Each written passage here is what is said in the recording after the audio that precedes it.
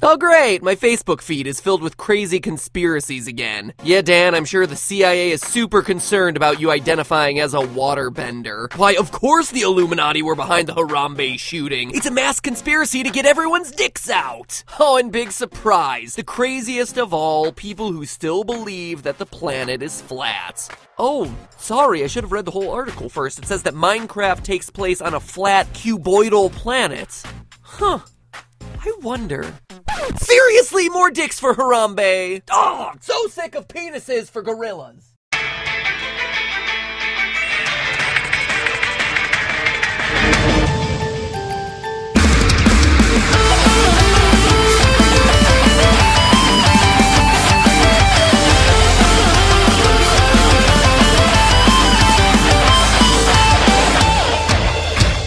Hello, Internet. Welcome to Game Theory, Round Earth Truthers since 2016. Speaking of 2016, this year admittedly has been a rough one. Though events like the Olympics brought the world together, terrorist attacks and civil wars have just as frequently torn us apart. But while most of the rest of the world was worrying about the spread of the Zika virus or the economic ramifications of the Brexit, there was one other huge issue that reared its ugly head online. An issue that many thought was long eradicated at this point, but still somehow got itself plenty of attention. Much like the resurgence of measles, old diseases come back stronger than ever. And in this case, the issue in question was whether the Earth is flat. Seriously. The top of this year saw bunches of social posts as D-list celebrities once again questioned centuries worth of scientific teaching and probably their own experiences on flights. Photos from space? Bah, that curvature I see is obviously photoshopped. See that curved horizon? It's a classic Illuminati mind trick. And yet no matter how many times you leave a well-substantiated, scientifically backed claim in the thread, nothing you can do will ever get them to think any differently. Man, people are just stubborn sometimes. Now, for as dumb as this whole thing was, it did get me thinking. Minecraft is a beautiful game that is basically home to millions of living, breathing worlds. And yet, whenever I see those worlds depicted, they're always shown to be giant cubes floating in space. Globes that have been smushed down and turned into glorified Rubik's cubes. And when you think about it, that would seem to make sense. Every person and thing in the Minecraft verse is made out of blocks. Pig? Blocks. Tree, blocks. Box, blocks. And whenever you look up, you see a square moon and a square sun. So clearly the planet Minecraft should be set in a world shaped like a rectangular prism. No, actually. Because, well, logically it might make the most sense for Minecraft to take place on a Picasso-esque cubist world. That simply isn't the case when you look at the science. In fact, what the science has to say about the Minecraft world is simultaneously surprising and incredibly fitting for a game as beautiful and rich as this one. So let's solve some mysteries about the Minecraft world the good old-fashioned way by sciencing the heck out of them. So how can I prove that Minecraft's world looks like this and not this? Well, forget all those complicated pixel measurements and calculations. It's literally as easy as doing this. Seriously, all you have to do is jump. It's as easy as falling over, and that's no exaggeration. You see, gravity is a force that attracts any two objects with mass. You, as an object with mass, have a gravitational pull. Granted, it's a teeny tiny one, but remember, size doesn't matter. It's what you do with it. And besides, I'm not gonna judge. I'm attracted to you nonetheless. In a strictly gravitational way, that is. Hey-o! Man, how am I not doomed to be single for the rest of my life? Now, in the case of a human walking around on Earth, the planet is so massive relative to you, all you feel is the gravitational pull into the ground. But it's not just pulling you down, it's pulling you into the center of the Earth. Now, the strength of the force of gravity is proportional to the planetary body's mass and inversely proportional to the square of the distance from the center of the body. Don't worry about it, that was just a bunch of gobbledygook so I could throw the equation up on the screen. Instead, let me simplify it for you. If you're on a sphere, like you are on Earth, where every point is basically the same distance from the center of the globe, gravity all around the Earth is consistent at 9.81 meters per second squared. However, if your planet was in the shape of, I don't know, say a cube, like most people assume Minecraft's planet is, the pull of gravity would actually lessen as you got closer to the edge of the planet because you're getting further and further away from the core. Let me show you what I mean with some really quick math. So before beta 1.8, there existed the Farlands, signifying the end of the Minecraft world. They were about 12.5 million blocks, or in real world real-world measurements meters away from the center of your world. If you calculate out the distance to the core of the Minecraft Earth from the middle of the cube versus the edge of the edges of the cube are about 5 million meters further away, or over 3,000 miles. To put that into context, if you were 3,000 miles further away from Earth's core right now, you would be well above most astronauts when they fly, which is about 200 to 400 miles up. You'd also be past most satellites, which are up about 3,000 miles from the surface of Earth. The only thing still left above you would be GPS satellites that are about 6,000 miles up. So now, based on that earlier gobbledygook formula I threw up on the screen, we can actually calculate that gravity at the edges of the Minecraft world would be about half the strength that it would be from where you first spawned, because you're so much further away from the center of the planet. At the corner Farlands, it would actually be even less because it's the furthest point from the planet's core. Because of this, in the Farlands, Minecraft Steve would be able to jump incredibly high and fall much slower, both of which, though, don't happen in the game, meaning that gravity isn't changing based on where we are in the Minecraft world. The only way that this would be possible is if you're basically the same distance from Earth's center of gravity at all times. This just isn't possible in a cubed world, nor in a pyramid world, not even a parallelepiped world. The only shape of planet where this could possibly work is a spherical world, providing us evidence that the Minecraft world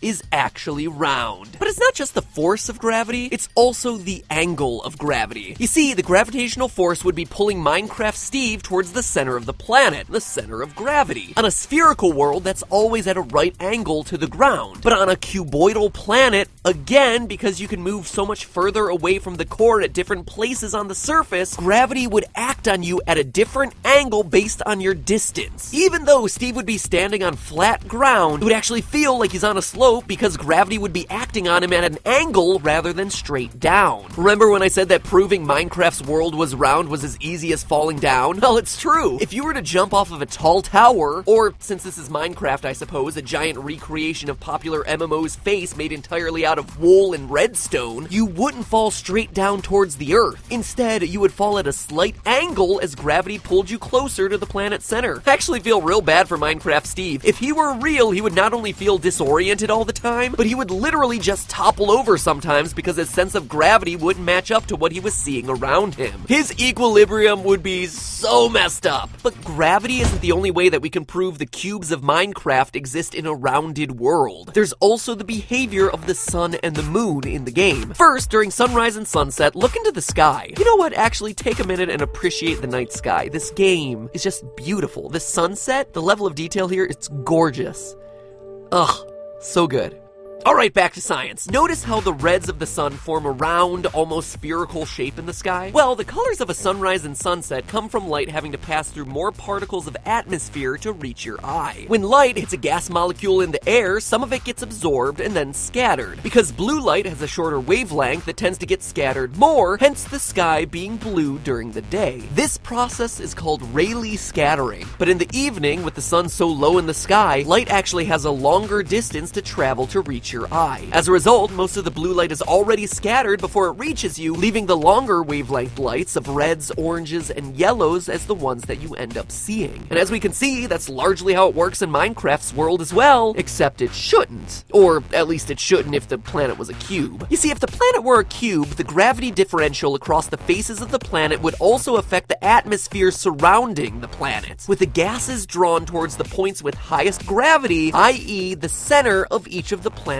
faces. As a result, the starting spawn location of every Minecraft map would have a very thick atmosphere, and the edges would be very thin. This means that light would actually behave very differently at different points of the map. At noon at the center of the map, because of the light having to pass through that thicker layer of atmosphere, the sky would appear almost like a sunset, red and orange. All the colors of a sunset, all the convenience of it being in the middle of the day. And conversely, at the end of the day, with the light passing through the thinner atmosphere along the edges of the planet, that's when the sky would be bluer. It's practically the reverse of what it is IRL, and also the reverse of what it is in the game. Which means, loyal theorists, that even though Minecraft's world may seem like an infinitely flat plane or a cube-shaped world, the actual scientific evidence points to it being a sphere, based on the behavior of gravity and the planet's celestial bodies. But while the overall shape of Minecraft's cube-filled, yet rounded world is actually similar to our own, the way it behaves waves definitely isn't. For one, planet Minecraft doesn't rotate like a normal planet. In fact, it doesn't move at all. And even though the ramifications of what this means just occurred to me, it shouldn't have been all that big of a surprise. I mean, think about it. I'm able to fly hundreds of thousands of meters into the air, eventually leaving the atmosphere and entering the cold dead reaches of space, and yet, when I fall back down to the planet, I land in the exact same square that I started with. For fun, you can even dig a hole into the planet and fall from space into that 1 meter by 1 meter hole. That is how precise it is. Go ahead, hover out there in space for a couple days, then drop back down. Nothing under you changes.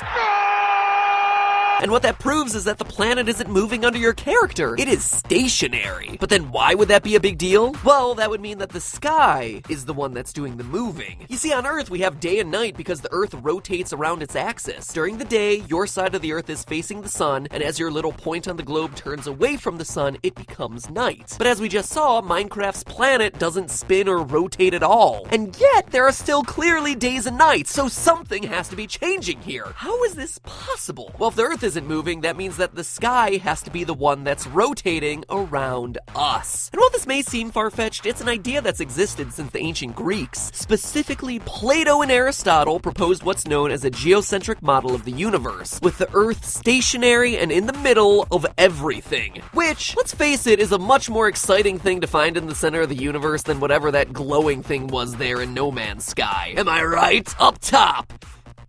High five me up top!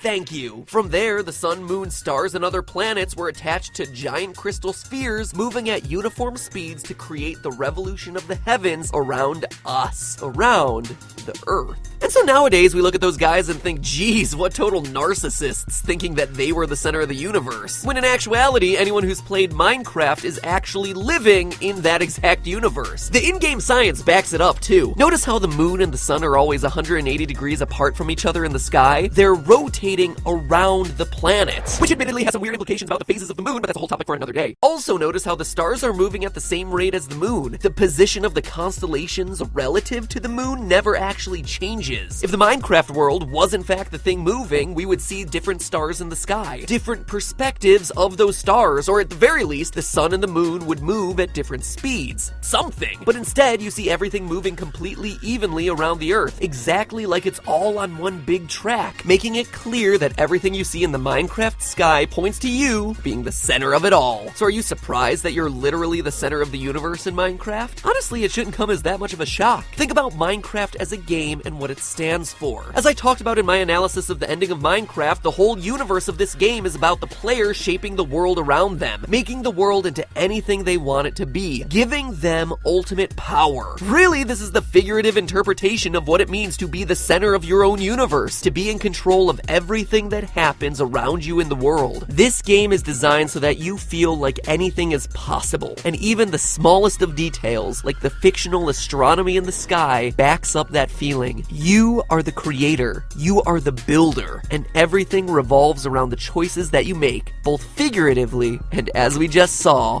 literally too. But hey, that's just a theory. Two theories, actually, when you think about it. The rounded Earth and the center of the universe thing. Wow. Yeah, so anyway, that's just two theories. Two game theories. Thanks for watching.